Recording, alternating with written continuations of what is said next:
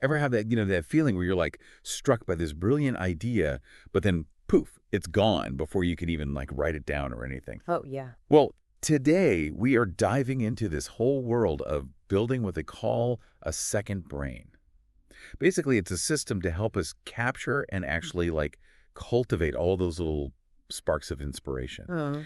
We're going off an article that you shared, and I got to say, this is really making me rethink how I take notes and everything. Yeah, it's funny. The thing that I find so interesting about this whole second brain thing is that it's not really about like trying to create some artificial intelligence or anything like that. It's more about like working with how our brains already work. Yeah. Like we're actually wired to have all these ideas, but we're like notoriously bad at actually holding on to them. Yeah, for sure. So this whole system, this second brain idea, it's about like creating the structure outside of ourselves to help us capture all that stuff and then like organize it in a way that we can actually find it and use it later. Okay, so less matrix, more like a super-powered filing cabinet for our thoughts. Yeah, exactly. I like that.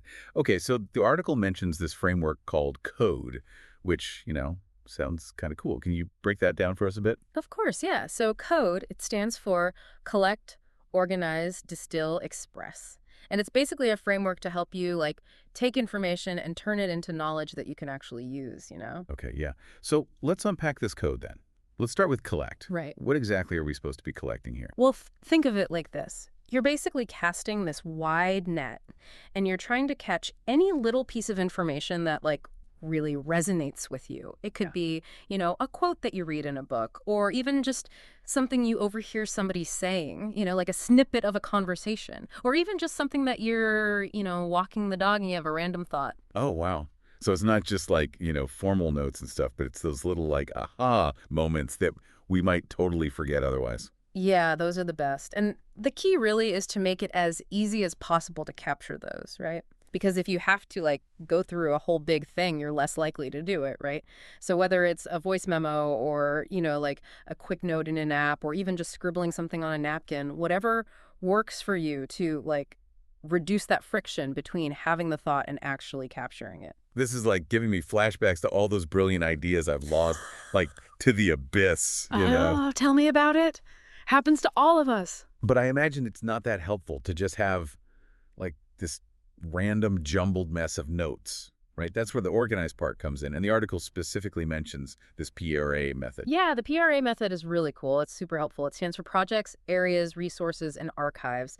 And it's basically a way of like encouraging us to think about how we're going to use the information instead of just where we found it. Oh. Which I think is a really helpful way to like wrap your mind around how do I make sense of all this information? So instead of having a folder called like productivity articles, it's more about like, okay, I have this project. I want to launch this website.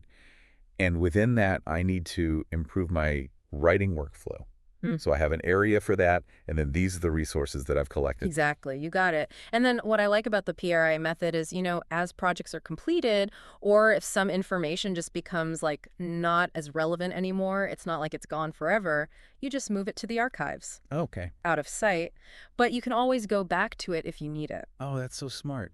This is already making me rethink how I organize all my research. But, I mean, let's be honest. There's so much information out there. It's true. It's overwhelming. It can be. So this is where this distill thing comes in, right? Yeah. Tell me more about that. So, you know how you can read like a 50-page report or something, but you only remember like 2 or 3 key points? Yeah, for sure. Those points, that's what you've distilled. Distillation is about like cutting through all the noise and finding the actual golden nuggets, the valuable insights that you're going to be able to use later on. So instead of trying to like cram all this information into our brains, it's more about identifying, okay, these are the key takeaways that I really want to remember. Yes, exactly. Okay. And this stuff is so important. A lot of people skip over it, but it's so crucial for preventing information overload, right? Right. And it makes sure that your notes are actually useful. You're not just like hoarding a bunch of information. Yes. You're actually processing it, you're internalizing it, you're turning it into something that's useful for you. It's like taking raw data and turning it into like this valuable resource. 100%. That's a great way to put it. So we've collected, we've organized, we've distilled, and now we're at this, express phase, which kind of makes sense. What does it actually look like to express these insights that we've worked so hard to like distill? Yeah. So Express is all about actually taking that knowledge that you've like curated and turning it into something that you can actually use, right? So that might look like, creating a summary of a book or writing an outline or even just using that information in a conversation with somebody. It's all about like taking that information and making it work for you, instead of it just being stuck in your head somewhere. Totally. And speaking of things being stuck, the article kept mentioning this idea of a single source of truth. Ah, What's yeah. the deal with that? The single source of truth, or, SSOT for short. Think about, when you're trying to find a file on your computer, and you're like, where did I put that thing? What folder is it in? Ugh, the worst. Right. So frustrating. A single source of truth is like, what if you had just one place for all your important information? Like one master library for all your, like, curated knowledge. Okay, yeah, so instead of having, like, notes scattered across my computer, my phone, random sticky notes. Exactly. It's about putting it all in one central location. Yes. And it doesn't have to be anything fancy or complicated. Some people use, like, a specific note-taking app. Some people just have a dedicated folder on their computer. Some people like to use, like, a physical notebook. Yeah, right. The important thing is just finding something that you like that you'll actually use. All about finding what clicks. Yeah, right. Exactly. Speaking of clicking, the article mentioned using Obsidian for their single source of truth. Yeah. What is it about Obsidian that makes it so, like, well-suited for this? So Obsidian is really cool because it has these really powerful linking capabilities.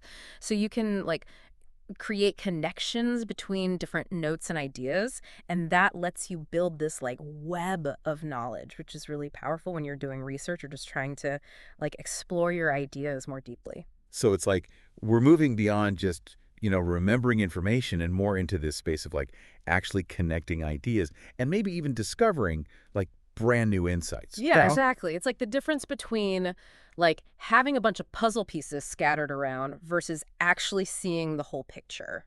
Right. And that makes me think about something else the article touched on, which was the connection between this whole second brain thing and actually doing research. Yeah. Which I thought was really interesting. It's amazing how, like, just by changing the way that you organize information, you can actually spark new ideas and be more creative, which I think is so cool. Totally.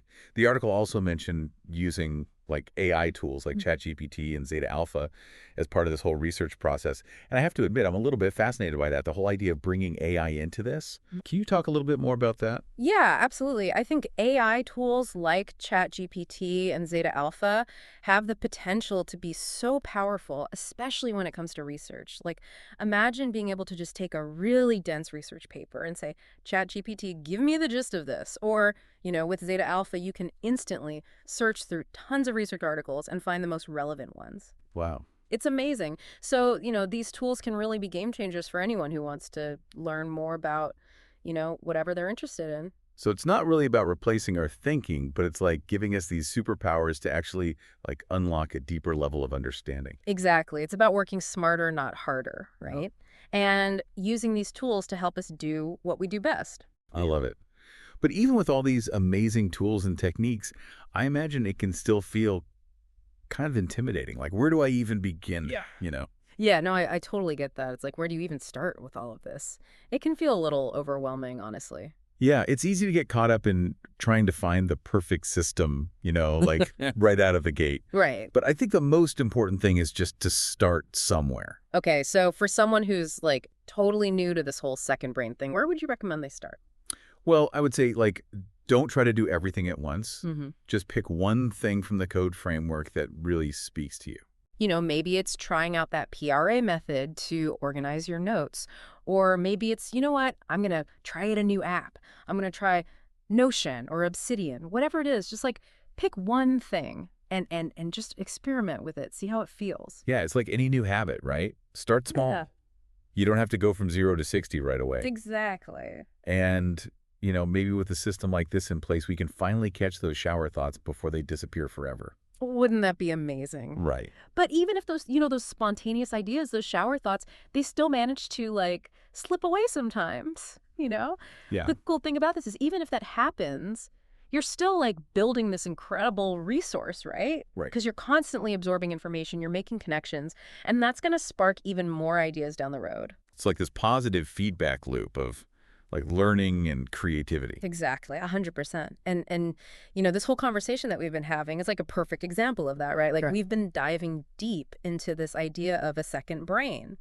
And look at all these connections we're making, right? That's true. So, building a second brain, it's not about reaching like some kind of information nirvana. Yeah. It's about creating a system that helps you tap into that natural curiosity, and it empowers you to learn and grow and, just create amazing things. Totally. So for everyone listening, we challenge you, take one thing, just one thing from this conversation and try it out. See what happens. You might be surprised by what you discover. Definitely. That's it for today's deep dive. We'll see you next time.